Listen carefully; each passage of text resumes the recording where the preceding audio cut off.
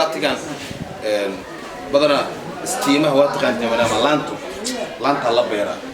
way adagtahay inaad fahansiiso dalagyada dalkeena ka baxaya iyo kuwa aan ka bixinin. Halkan oo ah dugsiga hoose dhexe iyo sare Daarul Culuum Primary and Secondary School waxaa maanta kulan sharaxaad ah ugu sameeyay ardayda dugsiga hoose dhexe iyo sare Daarul Culuum Ustaad Axmed Cabdullaahi Maxamed Ustaad Tolman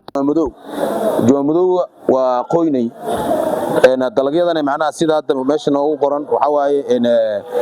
waa misigada 100 xabba la dhigaa macnaha jiwaanka sidaana loo dhigaa sidoo kale waxa la dhigaa digirta sidoo kale 100 la dhigaa galey sidoo kale meeska ama galeyda sidoo kale ayadana 100 la dhigaa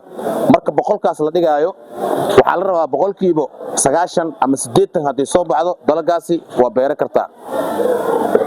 haddii laakiin 100% uu soo baxo 50 ama 40 ama 30 meelahaas haduu tago dalagaas macnaha beerta ma geeyay marka adiga waxa laga yaabaa in waqti ka galo juhud badan ka galo sidoo kale dhaqaale badan ka galo oo dalagiina ku soo bixi waayo marka daas way in ilaa iyo sidoo kale ilaa 4 maalin ilaa 3 maalin ee kala leedahay subax waliba ayada qoonay insha Allah waxaan rajaynaynaa inta in ka badan sidoo kale inaad idinkana kana faa'iido doontiin oo mal waliba baratikada cashka marka la qaato baratikada sidaan loo qaadanayo halkan waxa ku jiro batatiga waxa waaye kan waa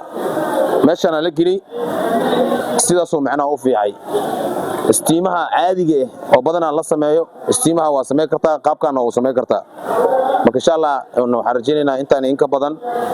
ina macnaha laba laabno dadaalkeena aynu ognahay in dadkeenu ay ku tiirsan yihiin taabashada beeraha iyo xoolaha 89%. haddaba qaar ka mid ah ardayda maanta loo sameeyay kulanka sharaxaada ayaa la hadlay dhankooda warbaahinta معاد سؤال دكتور سكنت دار علوم جلست from 3 months وحاشرحنا بنات كسافسن سيد الدلق بيره وسوق البحان حقادنينا مسجو دير يقلي سيد وسوق البحان مركو هوريسو waa in la dhigo min 100 xabo kadibna la waraabiyo kadib waxa la rabaa in soo baxdo 180 ama 190 ka hor intaan beerta la geeynin qorax biyo iyo meel iftiin ah iyo hawo nadiif ah kadibna wax walba la biyeeyo magacaygu waa Abdiraxmaan Xuseen waxa qaadanaynaa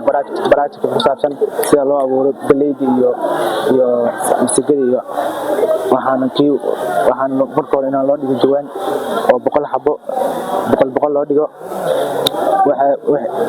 waxaynu soo bixi kartaa 180 inteena beerta la geeyno in la baroobeeyo waxaynu soo bixi kartaa 180 ama 190